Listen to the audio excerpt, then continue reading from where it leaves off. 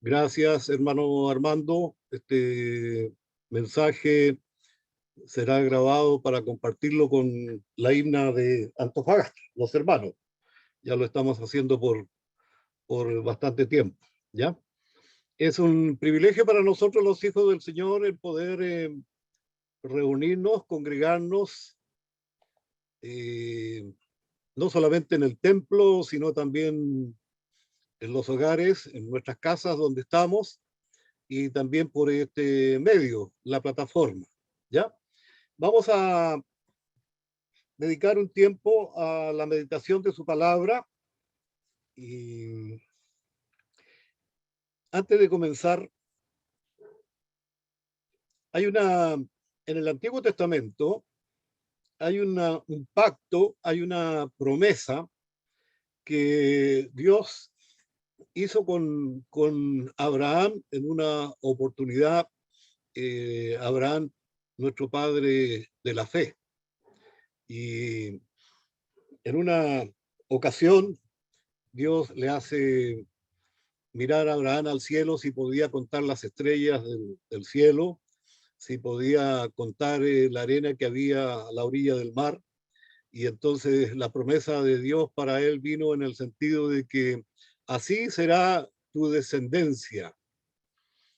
Y Dios le dijo a Abraham, yo seré tu Dios, y no solamente tu Dios, sino también el Dios de tu descendencia.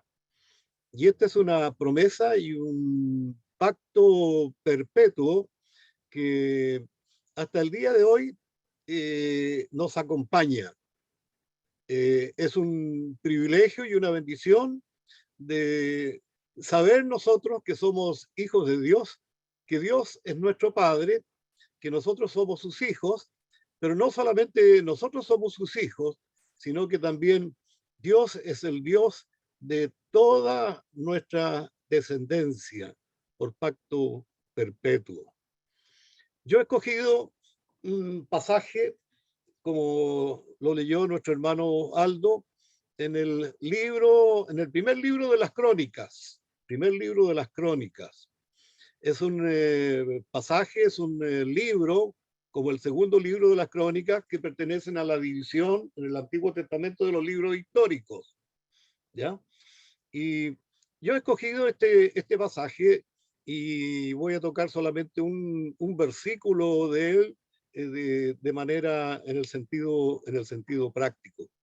Pero si ustedes tienen la oportunidad de leer este libro y especialmente este capítulo 28 del libro, del primer libro de Crónicas, fíjense que encontramos varias doctrinas bíblicas importantes que de algunas de ellas ya nosotros hemos escuchado enseñanza y predicación bastante. Una, por ejemplo, tiene que ver con la elección incondicional. Yo creo que Dios eligió a David para que fuera su rey, y de la misma manera como eligió a Salomón también para la continuación del reino de Dios. Pero también encontramos otra doctrina bíblica que tiene que ver con la gracia irresistible. Ya ha predicado el hermano Armando sobre este tema de la gracia, lo hemos escuchado en una o dos ocasiones, ¿ya? Pero son doctrinas bíblicas que aparecen aquí en las escrituras y que perfectamente podríamos desarrollar cada una de ellas. Eh, Hablando de crónica, los eruditos no han llegado a una conclusión de por qué el libro de crónicas o los libros de crónicas, por qué los libros de crónicas no son parte de los libros de la historia como de Samuel o de Reyes. ¿Por qué están separados? ¿Por qué están aparte estos libros? ¿Ya? Eh, esta, más o menos, estas crónicas fueron escritas más o menos como 300 años antes de Cristo. 300 años antes de Cristo. Si uno va a la versión de los 70 o lo que nosotros llamamos la versión de Septuaginta, y uno busca el título de estas crónicas, la versión de los 70 dice que son cosas omitidas. Las que encontramos en estos libros de crónicas Dice la Septuaginta o la versión de los 70 que son cosas omitidas. Si ustedes tienen la oportunidad de leer un diario o cualquier diario y se va a la primera página de estos diarios, por lo general uno va a encontrar una crónica. Una crónica. ¿Y qué es lo que es una crónica? Una crónica son palabras, son hechos de los días.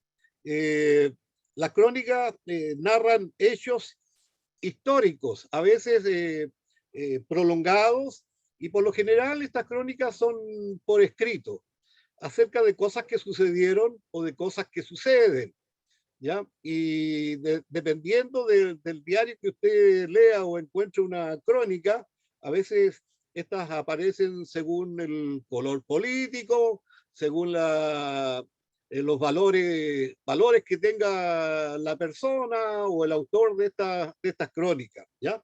Pero es son hechos históricos en orden cronológico que siguen el orden del tiempo.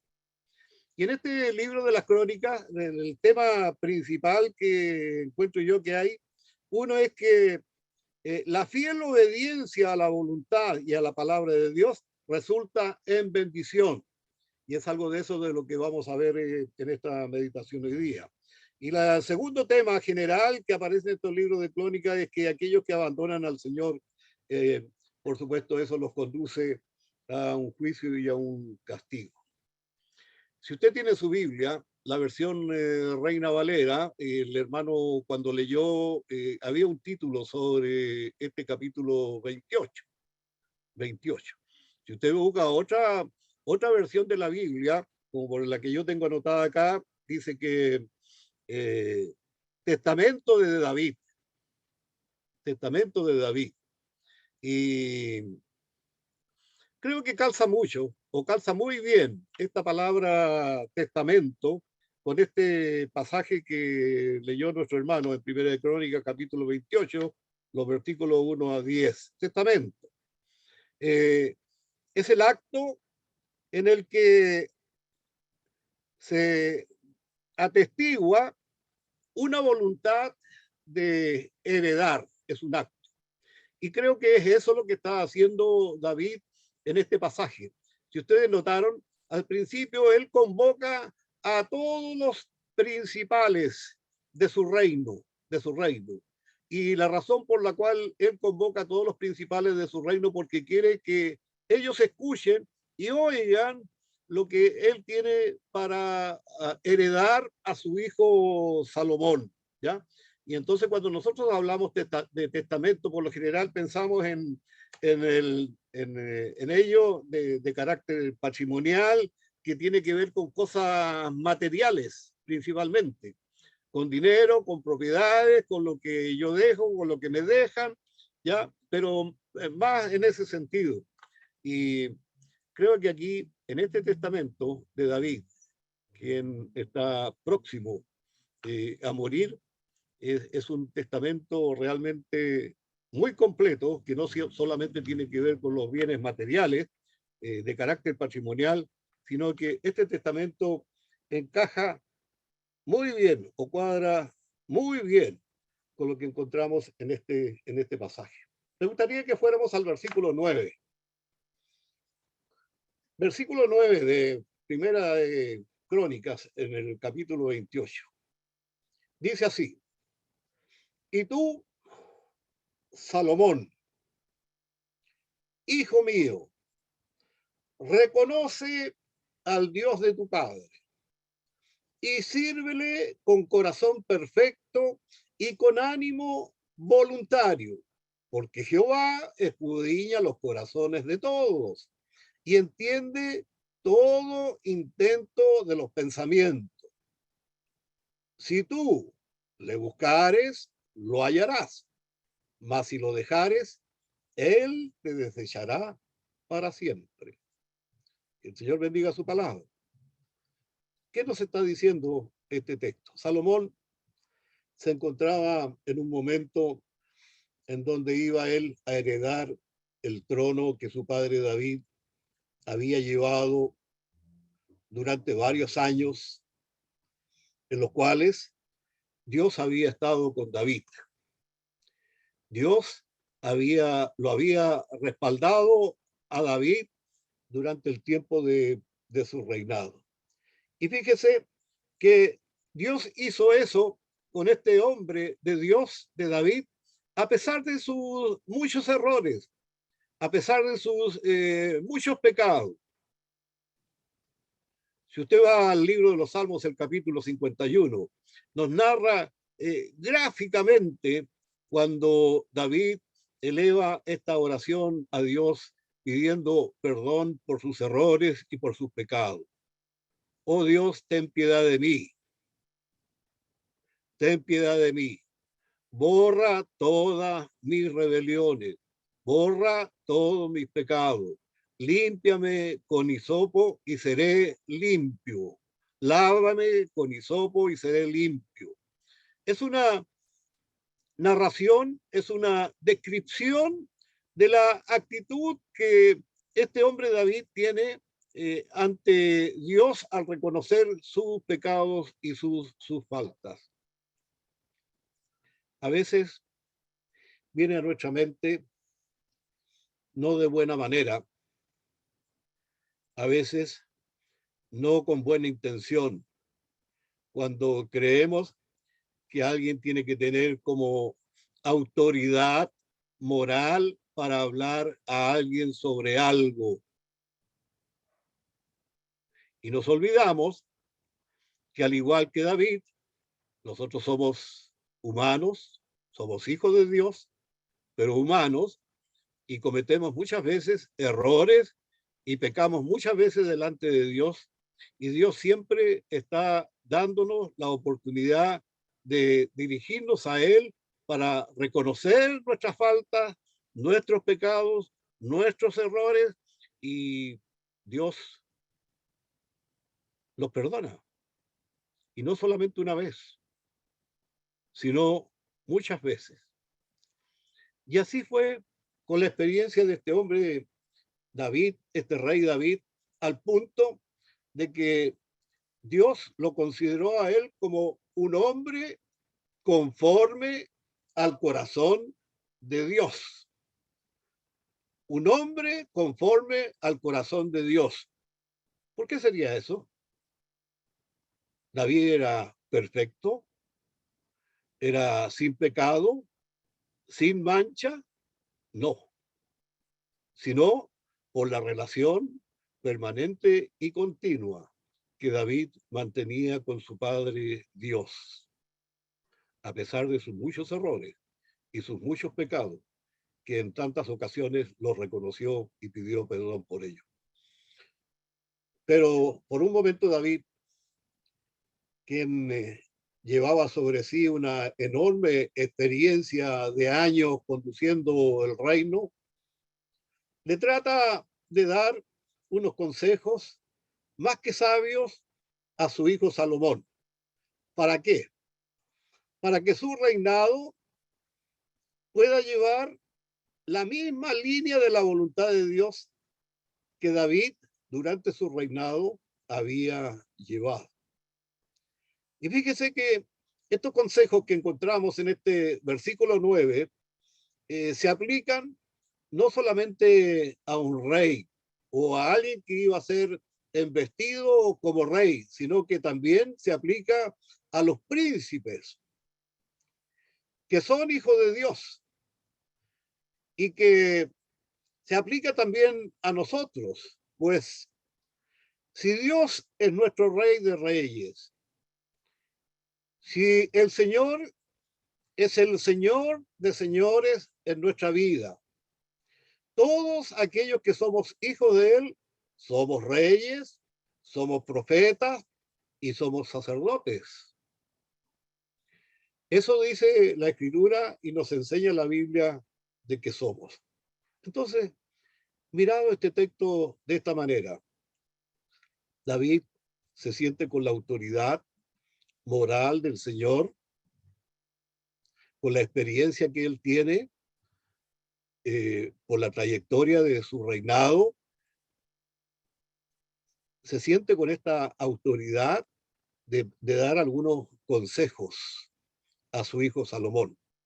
Y en este versículo 9 que hemos leído, yo encuentro que hay tres consejos esenciales para que uno pueda ser conforme al corazón de Dios. Eso es lo que busca David, el padre de Salomón, y por eso eh, entrega estos consejos. Y si nosotros los aplicamos a nuestras vidas, también nos permitirán tener el respaldo de Dios en todo lo que nosotros podamos emprender, porque esa es la promesa que encontramos en este versículo. Primero, versículo 9. ¿Cuál es el primer consejo? Reconoce al Dios de tu Padre. Y entonces meditemos en este consejo práctico. Reconoce al Dios de tu Padre. La pregunta que deberíamos hacernos es, ¿queremos nosotros contar y tener el respaldo de Dios? Por supuesto. Y usa la palabra aquí, una palabra que es muy importante considerarla, porque no está hablando, no le está diciendo David a Salomón de que conozca a Dios. O sea, Dios ya es el Dios de David, ya es Dios de Salomón, y David, tanto como Salomón, conocían a este Dios. Pero la importancia que tiene que no nos quedemos solamente con el conocimiento de Dios, sino en el sentido de reconocer que este Dios es el Dios de nuestros padres, como el Dios de Abraham, como el Dios de la descendencia de Abraham, como el Dios de la descendencia de nosotros. Dios es nuestro Padre. Y en todo sentido y en todo momento nosotros tenemos que hacer esto. Para poder tener el respaldo de Dios, debemos reconocer a Dios como el Todopoderoso. Debemos reconocer a Dios como el soberano. Debemos reconocer a Dios como el que es digno de toda alabanza y de toda adoración. Mientras nosotros no reconozcamos que Dios lo es todo y que todo lo que hacemos y tenemos es por la gracia y por la misericordia y la bendición de Dios, difícilmente podemos contar con el respaldo de Dios para lo que somos, para lo que hacemos o para lo que emprendemos. O sea, tener una actitud de reconocimiento es clave en la vida de un cristiano, para una vida llena del Espíritu Santo y una vida llena de bendiciones. El segundo consejo que encontramos en este versículo 9, que está seguido uno del otro, en el versículo 9, dice, sírvele con corazón perfecto. Sírvele con corazón perfecto. Reconoce al Dios de tu Padre y sírvele con corazón perfecto. Es bueno pensar y meditar un poco en este segundo consejo. ¿Será para nosotros imposible ser perfectos? ¿Quién dijo que la perfección es imposible?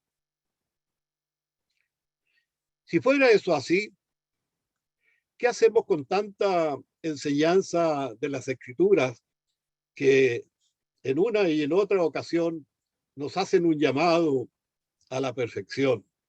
Por ejemplo, si usted va al Evangelio de Mateo, el capítulo 5 y el versículo 48, dice, sed pues vosotros perfectos como vuestro Padre que está en los cielos es perfecto.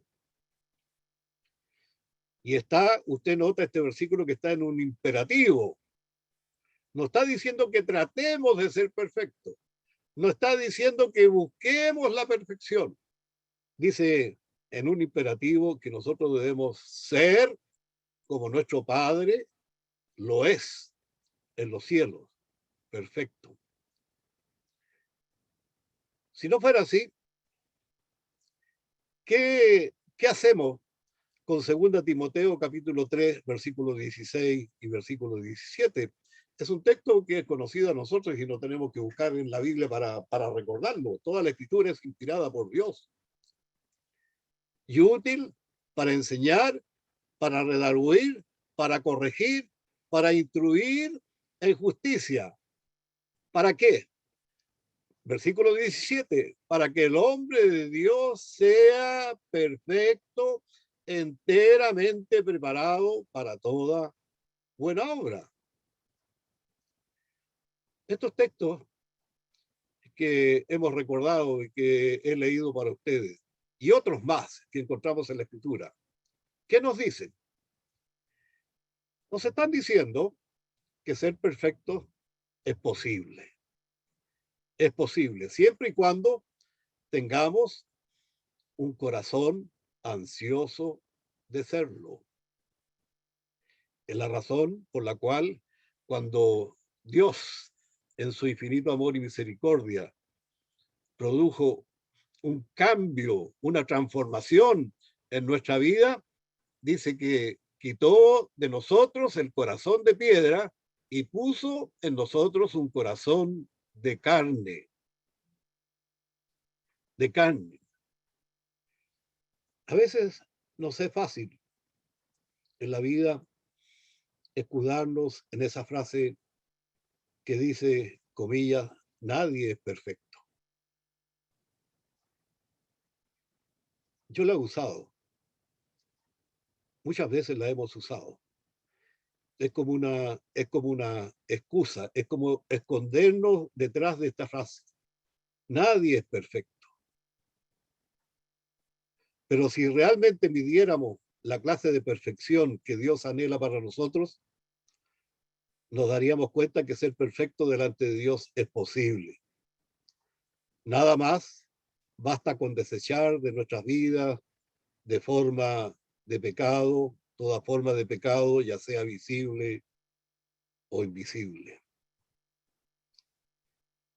Y una aplicación que podríamos hacer a este segundo consejo. Si usted va a Gálatas, el capítulo 19, usted va a encontrar cuáles son las obras de la carne y enumera una lista de las obras de la carne. Si usted examina cada una de esas obras de la carne y uno se hace una introspección acerca de cada una de ellas, por supuesto, por supuesto, no somos perfectos.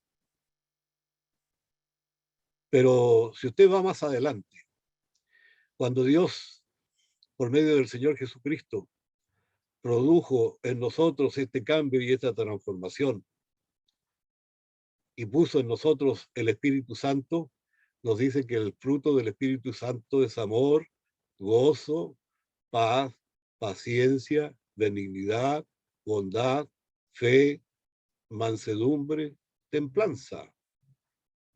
Contra tales cosas no hay ley.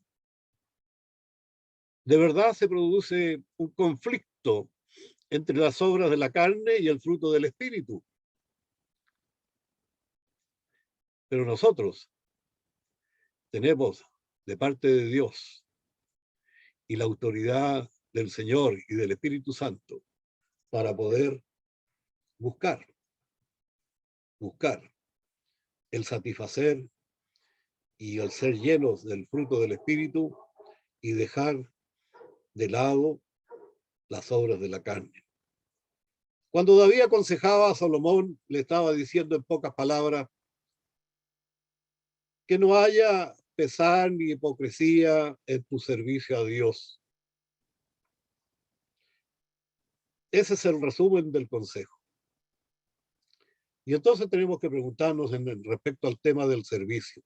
¿Nosotros servimos a Dios solo por servir? ¿Nosotros servimos a Dios para ser vistos? ¿Nosotros servimos a Dios para no ser criticados? ¿Qué es lo que Dios quiere de nosotros? Quiere que nuestro servicio a Dios sea con un corazón agradecido y anheloso de hacer su obra, y de hacer su voluntad. Termino con el tercer consejo que encontramos en el versículo 9. Conoce al Dios de tu Padre, que el servicio a nuestro Dios sea de corazón, pero no solamente de corazón, sino como dice este tercer consejo en el versículo 9, con ánimo voluntario. Ánimo voluntario. Y me ha hecho pensar este último consejo en lo siguiente. Y pregunto a ustedes para que pensemos o reflexionemos. ¿Alguien aquí, entre los que estamos en este culto y en esta reunión a esta hora, alguien aquí tiene la idea de que a las personas hay que obligarlas a aceptar a Jesús como su Salvador personal?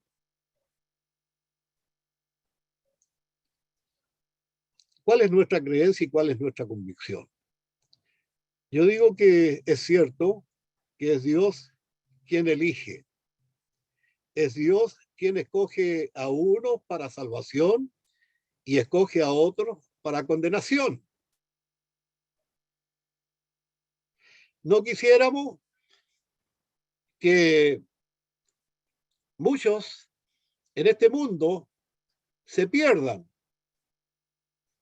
pero nosotros no sabemos, los hijos del Señor, no sabemos a quién Dios elige y a quién Dios escoge para salvación y a quién Dios elige y a quién Dios escoge para perdición. Recuerde, nosotros estuvimos en la misma condición, pero puesto que Dios nos ha elegido y nos ha escogido para salvación, Dios usó instrumentos diversos, de diferentes maneras, diferentes formas, para hacernos llegar el mensaje del Evangelio. Pero la obra del Señor y del Espíritu Santo fue la que obró en nosotros y nos hizo entender el mensaje. Y como nosotros no sabemos a quién Dios elige o a quién Dios escoge para salvación, ¿qué es nuestro deber? Tanto que se ha enseñado y se ha predicado sobre lo que es nuestro deber como cristianos. ¿Qué es nuestro deber? Nuestro deber es anunciar el mensaje del Evangelio.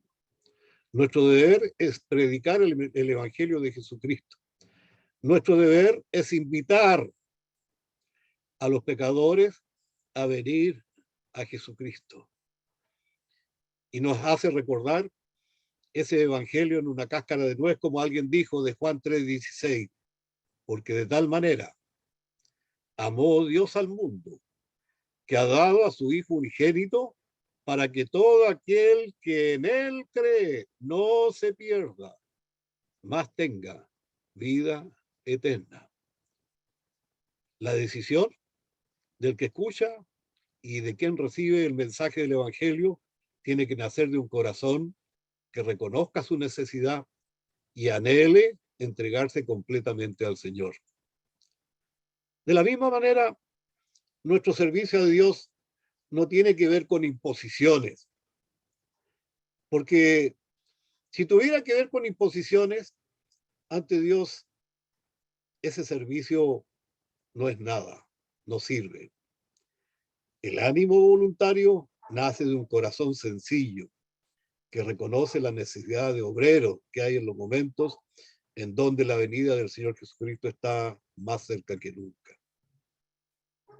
O sea, que en nuestra vida siempre haya un ánimo voluntario de hacer la obra de Dios y de agradarle con nuestra forma de vida, que no hagamos las cosas por obligación o por imposición, sino más bien que todo nazca de un corazón sencillo y humilde.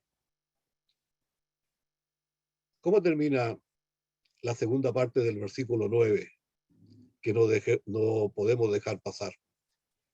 Dice, porque Jehová escudriña los corazones de todos y entiende todo intento de los pensamientos. David le decía esto a Salomón como diciéndole, recordemos que a Dios no lo podemos engañar. recordemos y recuerda, hijo mío, que Él nos conoce a la perfección, más de lo que humanamente nosotros podemos imaginar. 3 palabras, 3 consejos prácticos, esenciales para no olvidar y aplicar a nuestra vida. Primero, reconocer a Dios como nuestro Padre. Segundo, servirle con un corazón perfecto.